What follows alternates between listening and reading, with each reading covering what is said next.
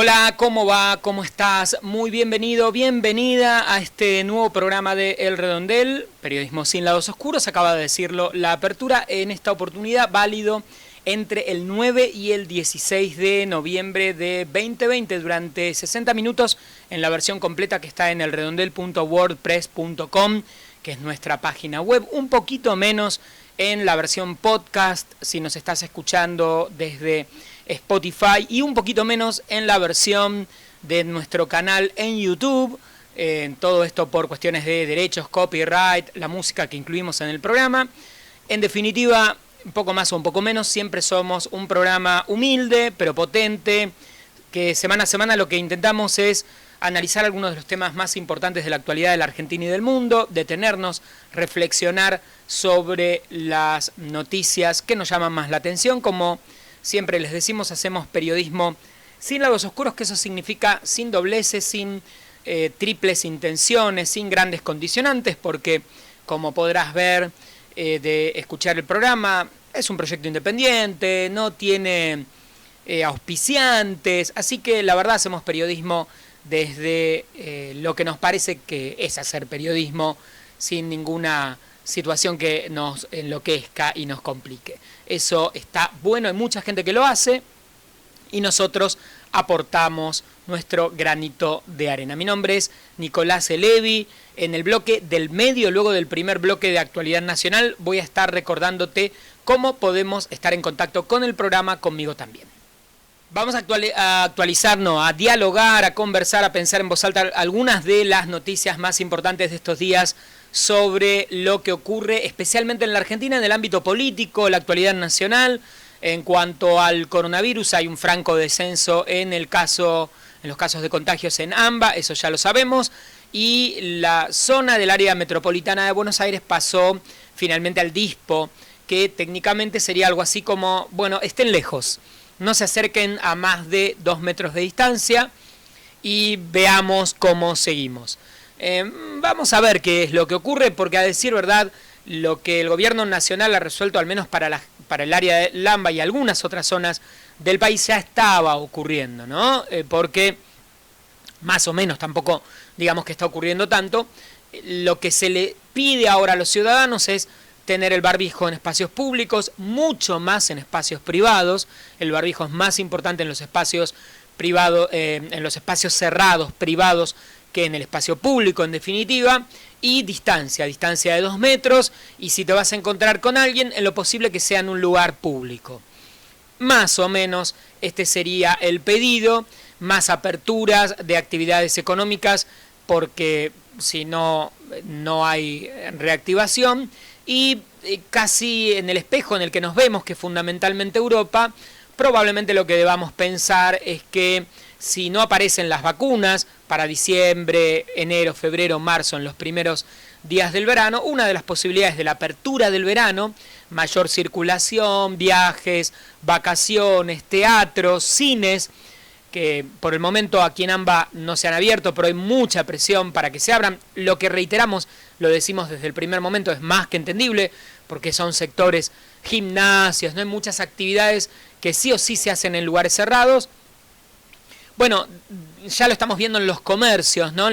Sobre todo en los bares, que teóricamente tenían que tener el 25% de ocupación, pero la verdad, al menos en mi caso, que me muevo por la zona del microcentro, macrocentro de la ciudad de Buenos Aires, hay lugares que tienen 75 y 100% de ocupación tranquilamente. Incluso me llama mucho la atención que con estos días tan bonitos, de 20 grados, 20 y pico de grados de máxima, aun cuando hay mesas en la vereda y uno podría sentarse en la vereda, hay mucha gente que elige estar adentro, ir a sentarse a tomar un café o a almorzar en el interior de los locales, aun cuando todos sabemos que hay más riesgos de contagio. Así que, bueno, el riesgo veníamos planteando. Europa liberó muchísimo cuando bajaron fuertemente los casos. Acá todavía, si bien hay una baja, no es tan pronunciada.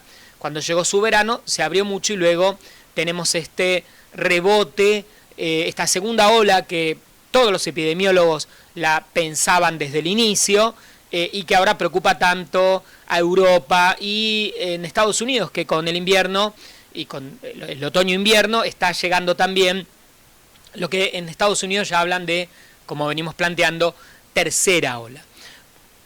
¿Qué será? ¿Tendrá que ver el clima? Los especialistas plantean que no, que este virus no está condicionado por el clima, que circula tanto en verano como en invierno, lo que los números demuestran.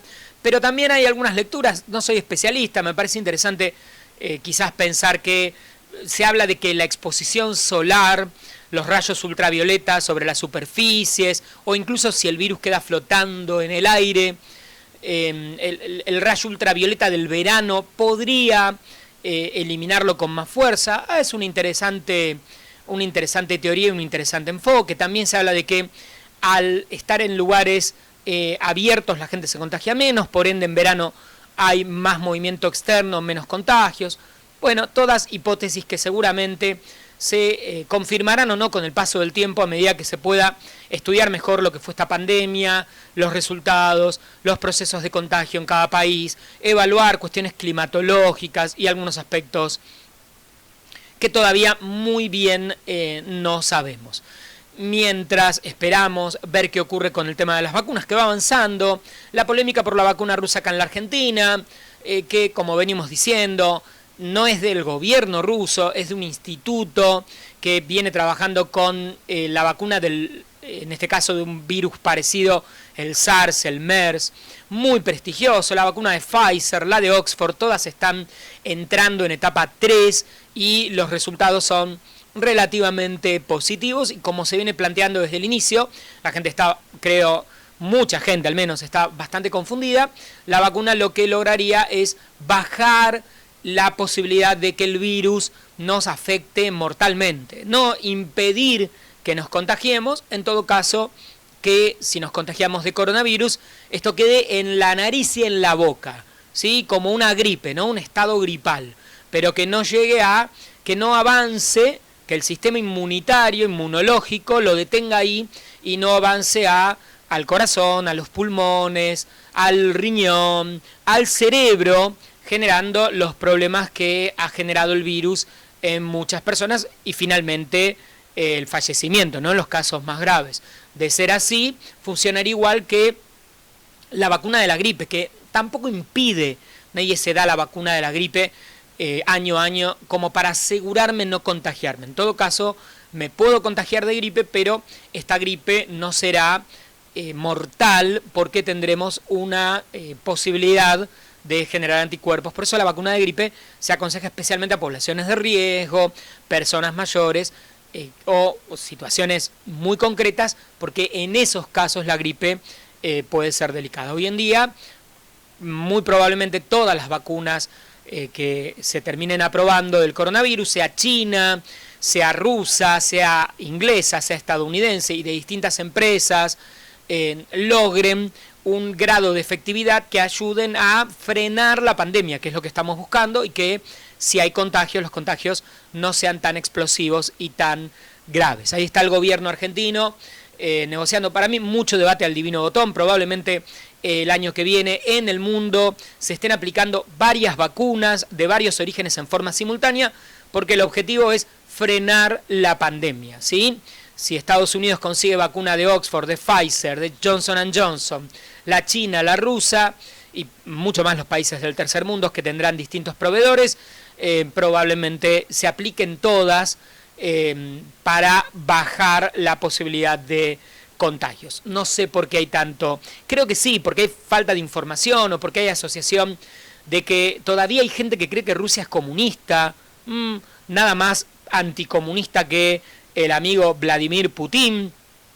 Si hay algún país que no tiene rasgos de, o sea, o que su economía es capitalista, es la Rusia post caída del comunismo. Hay como un tole-tole ahí de conceptos y de ideologías medio extraño que anda dando vuelta. Así que ese es uno de los temas que nos preocupa especialmente acá en la Argentina y por suerte al menos estamos en un momento de un poco más de calma, aunque los contagios siguen siendo altos, hay que reconocerlo, y el número de casos es alto. En la Argentina está falleciendo por día más o menos el mismo número que en algunos países europeos con similar población en la segunda ola.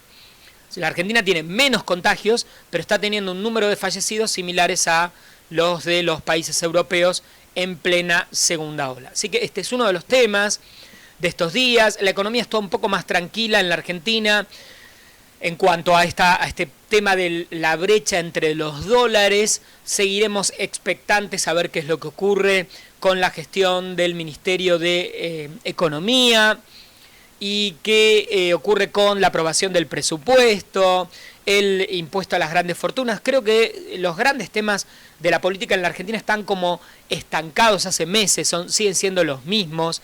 Algunos indicadores hablan de cierta reactivación económica porque en definitiva hay más movimiento, pero hay que ser cautos y seguir esperando a ver qué es lo que ocurre. La inflación nos sigue preocupando, como siempre en la Argentina en los últimos largos años, aunque sería menor el número este año. En la política doméstica, la posible o no tensión entre Alberto Fernández y Cristina Fernández de Kirchner, a partir de la carta, ¿sí? Bueno, algo que no tampoco debería ser muy sorprendente en el nivel de que hay que entender que el famoso Frente de Todos que se armó es un frente en el que hay un partido como el Frente Renovador, otros partidos menores, el Partido Justicialista Tradicional, la Unidad Ciudadana, que era el partido que había armado el kirchnerismo, y ahí hay distintos intereses, como los hay en Juntos por el Cambio, ¿no? Y entonces un poco la comidilla de los periodistas de política es discutir las internas muy naturales, que siempre son súper divertidas, como decimos, pero que son naturales, ¿sí? En Juntos por el Cambio, que es una coalición de distintos partidos con distintas formas de ver algunos temas, más extremos, más suaves, más delicados, que entran en tensión, como ocurre también en el oficialismo actual, porque en la Argentina no gobierna hace mucho tiempo que no existe la posibilidad de que un único partido político totalmente cohesionado, de hecho un partido político incluso dentro tiene internas. Ni que hablar de las que están ocurriendo en Estados Unidos con el amigo Donald Trump dentro del Partido Republicano. Quizás luego hablemos un poquito en el bloque de actualidad internacional. En todas partes se cuecen sus habas, frase que a este programa le gusta mucho. Así que en definitiva este rol en el que Cristina Kirchner, cuál es el rol de Cristina Kirchner como vicepresidenta con mucho caudal de votos y un sector importante de la coalición frente a Alberto Fernández, que llega al poder en definitiva porque es Cristina Kirchner quien lo selecciona, quien lo elige, quien lo apoya, quien lo promueve. Bueno, ahí hay sin dudas, es imaginable cierto tira y afloje, diría mi abuela, de mayor cercanía o mayor lejanía según algunos momentos, y también con los funcionarios de los gobiernos, entre estos múltiples sectores que forman parte de este frente. Ese es un tema del que los medios hablan mucho, seguirán hablando, y no hay otra forma, ¿no? También hablaron durante el gobierno de Juntos por el Cambio, y hoy también lo hablamos, y si volviera otro gobierno de Juntos por el Cambio, seguramente, ¿no? La interna entre el radicalismo, la dura, la no tan dura, los macristas puros, las águilas, los gorriones, bueno, estas internas ocurren siempre. El gobierno en estos días ha tenido algunas buenas noticias, como el regreso de, finalmente la asunción del nuevo gobierno en Bolivia, y ahí en definitiva alguna posible cercanía en un panorama en el que Bolsonaro, en el contexto internacional, Bolsonaro es líder en la región. También de alguna manera el triunfo de Biden implica, ¿no?, para el gobierno, si alguien escuchó el discurso de Biden, tiene algunas líneas de discurso parecidas a las de Alberto Fernández en sus discursos. Vamos a unir, vamos a sanar, hay que superar la grieta, ¿no? Un poco el planteo es similar. Así que bueno, habrá que ir viendo también en política internacional cómo resulta el gobierno en Estados Unidos de Biden en el vínculo con Alberto Fernández y la región. bueno, son todas especulaciones que en los próximos días vamos a tener que estar sin dudas muy atentos y esperando a ver qué es lo que ocurre. Lo otro que nos tiene que preocupar con respecto a la vacuna es que se esté empezando a planificar y a pensar planes de vacunación. Serán en diciembre, enero, febrero, marzo. Un gran, enorme plan de vacunación. No es algo sencillo. En la Argentina ha ocurrido muchas veces. La gente no... Hay que pensar lo que fueron los grandes planes de vacunación de la poliomielitis a mitad de los 50, la gran pandemia del año 53, si no me equivoco, que paró las clases durante 9-10 meses. Por eso es interesante, yo creo que uno de los errores de los colegas periodistas, de algunos periodistas, es no ver un poco de historia, ¿no?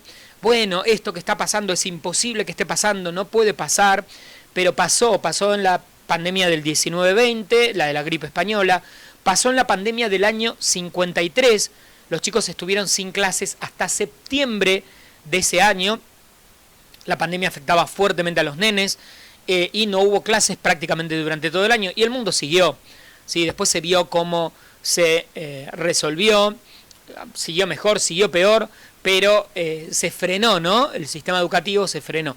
Esto lo digo por todo este gran debate sobre los chicos tienen que estar en la escuela. Bueno, ¿en qué condiciones se puede? No, se contagian ellos, contagian a los padres, a los abuelos. Hay un estudio muy interesante, una especie de relevamiento que compartí en mis redes sociales que muestra cuánto pudo haber influido la apertura de las clases en Francia a principios de septiembre con el rebrote. Porque aunque los chicos mayormente no se contagian, el movimiento que tiene que ver con volver a la escuela de padres, hijos, sistema escolar, maestras, hizo circular mucho el virus. Hay varios epidemiólogos que lo plantean y que, a decir verdad, por eso sería el tema de no volver a las clases. Que la segunda ola se facilitó también, explota fuerte sobre inicio de septiembre cuando las clases vuelven. No es delirante, ¿no? Es un virus que se mueve con la circulación y mucho más en lugares cerrados. Seguiremos discutiendo sobre todos estos grandes temas en los próximos programas. Acá un repaso de algunas de las noticias. Hubo una nueva marcha opositora en este último fin de semana, luego de que la Corte Suprema de Justicia finalmente resolviera el caso de los traslados de los jueces con una especie de fallo que plantea que, bueno, que queden, pero que todos vayan a concurso y que pone en riesgo incluso otros traslados previos. Así que ahí se abrió un poco una caja de Pandora. Hay que recordar que los que pidieron el per saltum fueron los jueces en cuestión. Así que, bueno, raro, ¿no? Al principio, no sé, para mí es medio confuso el tema de por qué entender, bueno, no solo siempre hay un tema judicial y siempre hay un tema político dando vueltas acá, pero tenemos que reconocer que la Corte se tomó su tiempo tomó un per saltum, como que esto es algo muy importante, por eso lo tomo y no dejo que lo resuelvan tribunales inferiores, pero tardó mucho en resolver y la resolución, en definitiva, bueno, quedó ahí, ¿no? En un mix en el que reconozco que están ahí, pueden quedar, pero tienen que ir a concurso igual, porque la Constitución dice que todos los jueces tienen que ir a concurso. Muchos de estos jueces, de estos 3 jueces, ya habían dicho que el Senado, habían hecho cartas en contra del Senado, entonces tendrían que ir a concurso al Senado. Siguieron con la licencia, bueno, un tole-tole se ha abierto ahí, que, bueno, no sé qué se esperaba que ocurriera, pero, bueno, ahí estamos, ¿no? Como verán, la política siempre es bastante dinámica y en estos días hubo otra vez marchas en contra del gobierno. Ya no las podríamos llamar marchas anticuarentena. Hay muy pocas actividades. El tema del transporte público es esencialmente limitado o complejo, ¿no? El tema del transporte y algunas otras actividades, pero hablar de cuarentena a 9 de noviembre, 10 de noviembre de 2020 en la Argentina, no. Así que esas marchas ya no se pueden llamar como anticuarentenas, sí quizás esencialmente gente que está en contra del gobierno y de su política y está muy bien, se manifiestan con distintos encuentros para estar en contra y decir que no les gusta. Lo que forma parte del juego de la democracia, sin dudas. Así que un repaso esencial por cómo está la Argentina en estos días, esperando las temporadas de verano, viendo qué es lo que ocurre en los próximos días con el movimiento que va a ocurrir y, bueno, siempre la pandemia, la situación económica como los grandes temas que nos siguen preocupando por estos días aquí en la Argentina y no solo en nuestro país, sino en buena parte del mundo.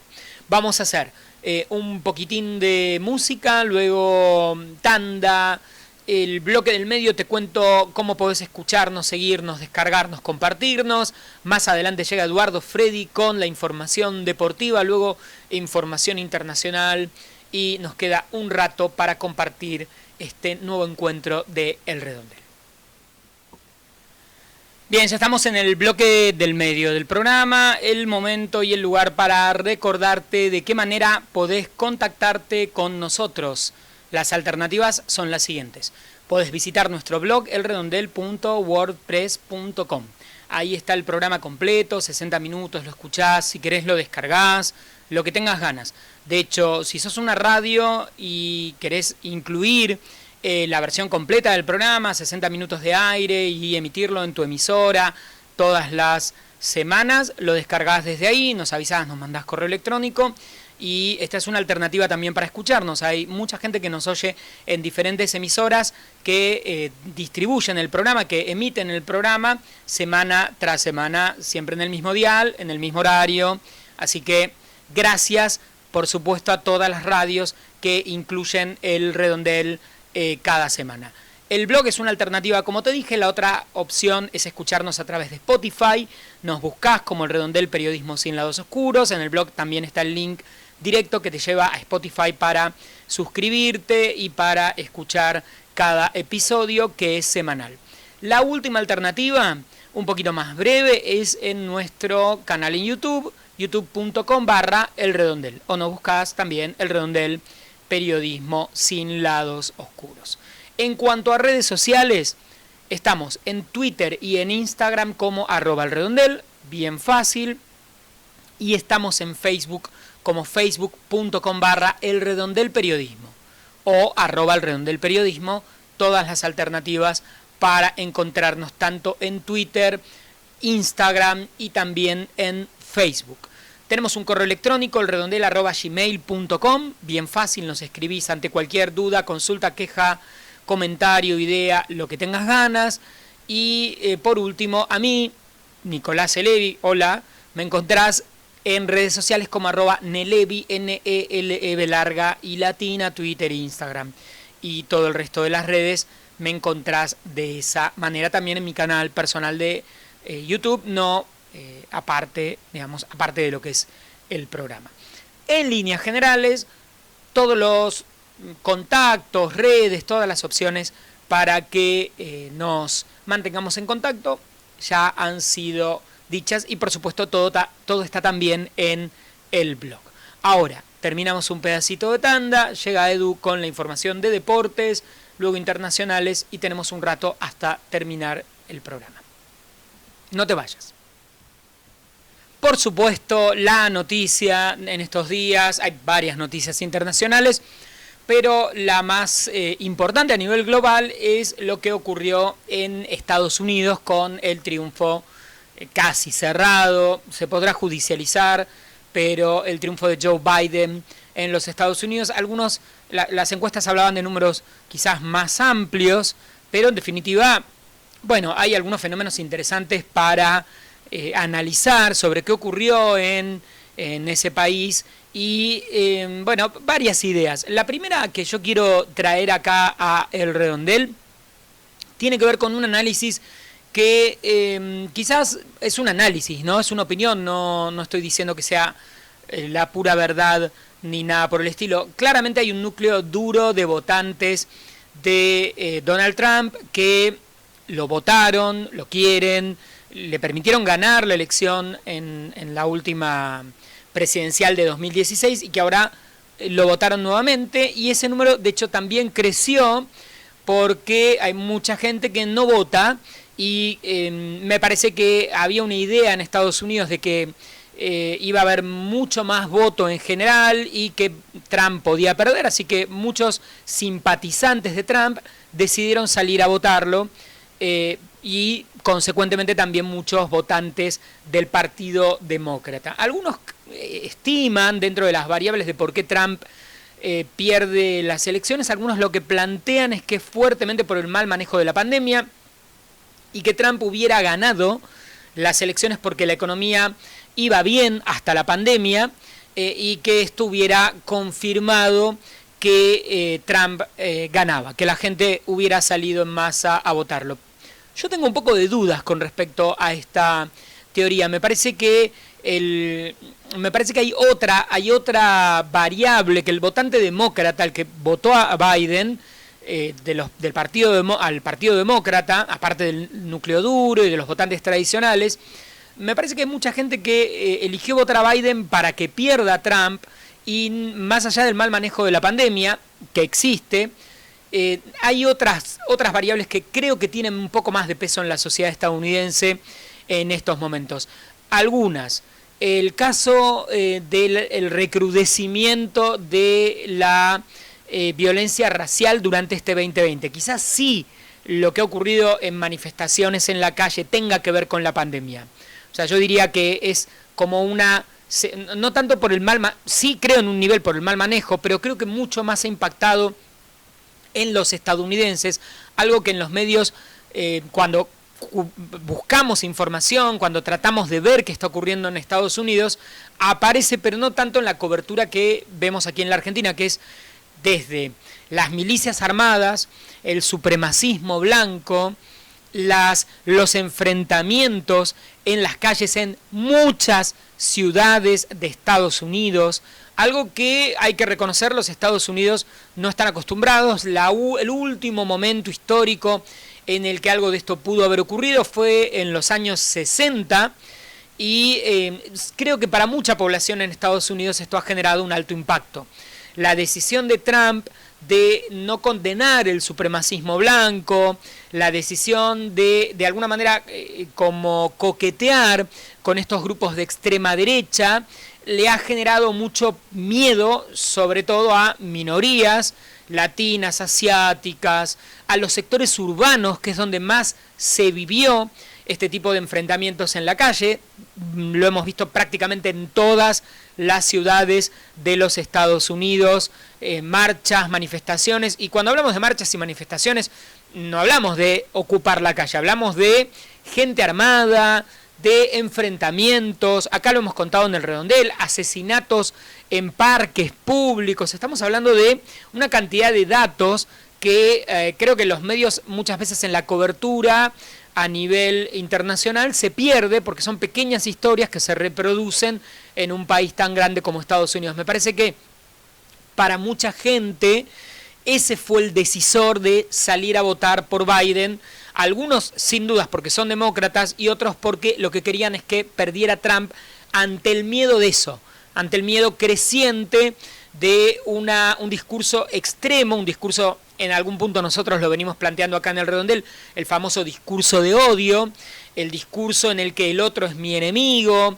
la poca intención de comprender el conflicto racial en Estados Unidos, porque Trump no reaccionó de una manera comprensiva frente a eso, frente a las movilizaciones de los jóvenes, que fueron muy heterogéneas, ya no es como en los años 60 la gran población negra, acá aparecían negros, latinos, hispanos, y este fenómeno me parece interesante, incluso por supuesto sajones, ¿sí? Los famosos blancos descendientes de ingleses de apellido Smith, que también en los grupos jóvenes apoyaban el movimiento de las vidas de los negros importan,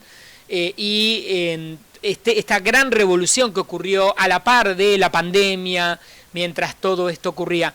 Creo que es una interpretación. Si Trump hubiera reaccionado de otra manera, hubiera aprovechado ese movimiento para llegar un poco también a esos sectores jóvenes, a esos públicos, a esas minorías, probablemente este hubiera sido otro cantar, pero él elige alinearse con la idea del supremacismo blanco, con una idea de un Estados Unidos para ese sector, mayormente desde lo discursivo, al no condenar, al no en el debate, el famoso debate en el que le preguntaron si condenaba a los supremacistas blancos y se escapó por la tangente. Bueno, creo que me parece que esto ha sido lo más definitorio. Y si uno mira un poco el voto, Trump pierde, y pierde mucho, por mucho, en las grandes ciudades, que es donde hubo más de este movimiento. Pierde, por supuesto, en las costas, pero también en ciudades del interior, aun cuando vemos los famosos estados rojos, porque ahí ganó el Partido Republicano. Cuando uno entra a ese estado y mira las capitales de los estados, en muchas perdió Trump, ganó Biden, y ganó por porcentajes muy altos, a veces en algunas ciudades hasta el 70-80%, y mucho de ese voto es voto joven, es voto de minorías, o voto de la heterogeneidad estadounidense, ¿no? Un país conformado por inmigrantes, hijos de inmigrantes, nietos de inmigrantes, descendientes de asiáticos, de latinos, de extranjeros, y esto hay que empezar a pensarlo, ¿no?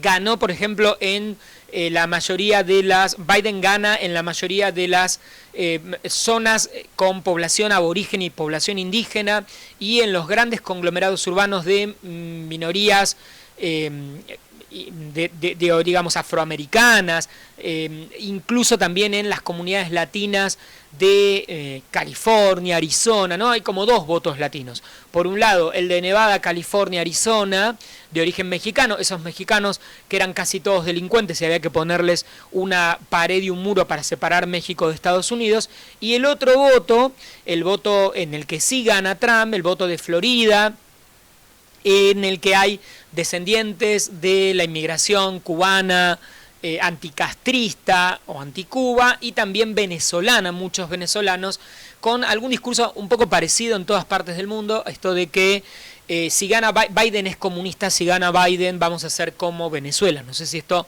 les ha sonado en este último tiempo, pero ha aparecido también en el discurso de los Estados Unidos, sobre todo porque hay algunos sectores, Biden es algo así como un moderado dentro del Partido Republicano, pero hay algunos sectores un poco más modernos, más progres, más jóvenes. Ahí está en algún nivel Kamala Harris, que sin dudas ha traído el voto de mujeres, el voto de inmigrantes. No se olviden que, y esto no es menor, Biden es un político tradicional en Estados Unidos, pero Kamala Harris es hija de un jamaiquino negro, de una hindú, nacida en Estados Unidos. O sea, cumple con un poco esta idea de el sueño americano, los inmigrantes, la multiculturalidad que representa buena parte del país, sobre todo las grandes ciudades, las grandes urbes, y no tanto en el interior, en las zonas, como ocurre en todos los países del mundo, ¿no? Los sectores más conservadores suelen estar en los pequeños pueblos que tienen menos cambios y que se enfrentan a menos diversidad cultural, étnica. Esto ocurre, reitero, en todas partes del mundo. Las grandes ciudades en todos los países son más heterogéneas y uno va a encontrar extranjeros, distintas culturas, distintas religiones y más tolerancia, porque esto es bastante normal, hay más variedad y bueno, uno aprende, crece entendiendo esas diferencias. En los Estados Unidos, en las pequeñas poblaciones rurales, en general todo es bastante más tradicional, bastante más conservador. Así que mi análisis, mi punto de vista es que hay un poco más de esto que de otra cosa. Sin dudas, el manejo de la pandemia, la negación de la enfermedad es algo que ha condicionado. Habrá que ver qué pasa con Boris Johnson, que por ejemplo tuvo un manejo similar o una manera de pararse similar al inicio, pero luego tuvo la capacidad de dar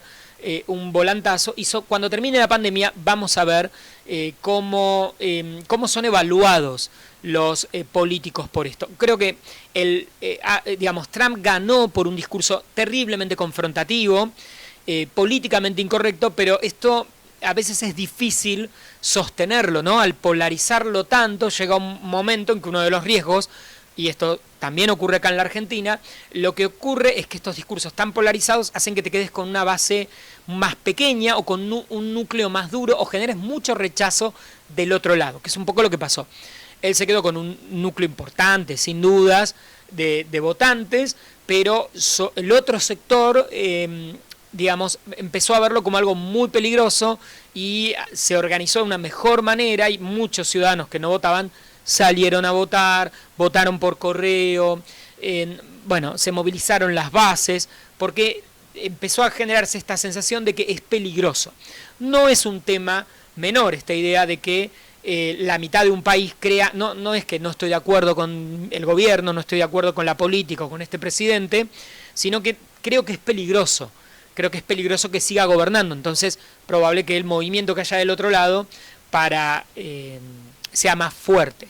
Incluso ni que hablar de que hoy en día el Partido Republicano un poco se corre, porque no se olviden que él es un outsider, él no es del partido, entonces llegó, irrumpió, marcó, limitó a muchos políticos dentro del partido que ahora dicen, bueno, este fue tu momento, elegiste gobernar así, te enfrentaste a todos, fuiste por todo, bueno, lo desgastaste en algún nivel y el mismo partido le dice, bueno, yo no tengo nada que ver, hay que reconocerlo, George W. Bush, el expresidente, un republicano de ley, digamos, reconociendo a Biden presidente, senadores, algo que era esperable, ¿no? Si vos entraste y fuiste por todo y te enfrentaste un poco a toda tu estructura, a toda la estructura del partido que te llevó al poder, en algún momento van a mirar para un costado y van a decir, bueno, yo no tengo nada que ver. Los medios, porque también hay que reconocer, de alguna manera, se enfrentó prácticamente a la estructura de los medios, las redes, ¿sí? Los sectores de poder relativamente constituidos y en algún momento dijeron, bueno, saquémonos a este buen hombre de encima, no le levantaron la conferencia de prensa, digamos, se volvió como una figura muy polémica, o más que polémica, en algún punto yo creo que muy violenta y se fue extremando con el paso del tiempo, ¿no? Lo que podía haber parecido simpático en el inicio, cuando llega al poder, va en un creyendo que lo hace como alguien desbordado y peligroso para mucha gente, incluso calculo para muchos de sus votantes. Obviamente mucha gente que lo sigue adorando a Trump y sigue gustándole este tipo de liderazgo político, pero que haya perdido, hay que ver qué ocurre, ¿no? Porque algunos líderes que venimos hablando en Europa, Bolsonaro en América Latina, y algunos líderes que copiaron el modelo de campaña, de discurso, de forma de Donald Trump, y al perder Donald Trump hay que ver cómo se reubican, si se reubican de alguna manera, si bien esto sin dudas va a seguir, tiene un peso político, pero lo que marca es, bueno, fueron 4 años, los reventaste, los desgastaste, llevaste todo al extremo y no podés seguir, porque hay que recordar, Biden gana en las grandes ciudades, gana muchos estados y gana en la mayoría de los votos, gana por todos lados, gana el colegio electoral y gana por un buen número de millones de votos que le permiten gobernar. Esto es ahora, ¿no? Veremos qué pasa en 4 años más. Trump puede volver a ser candidato si quisiera, según lo que haga Biden. Veremos si Trump vuelve o no vuelve. Veremos si se va, que es lo que discutiremos en las próximas semanas, qué decisión toma o cómo se maneja Donald Trump frente a haber perdido por primera vez algo que él decía que por supuesto no iba a perder. Y me parece sí muy interesante ver qué ocurre con esta manera de hacer política que Trump marca en la Argentina, o sea, que Trump marca en algunos líderes que lo toman y lo replican en América Latina, en la Argentina, en Europa, ¿sí? Estos liderazgos extremos, desbordados, y ver qué ocurre y cómo lo resuelven. Nos queda 1 minuto, hacemos el cierre y terminamos el programa del día de hoy. Ya estamos en los últimos segundos de este programa del Redondel, válido entre el 9 y el 16 de noviembre de este olvidable o inolvidable 2020, no sé, es mejor olvidarlo, nunca podremos olvidarlo. veremos cómo es el 2021, ¿no? Para ver si podemos olvidar rápidamente este año.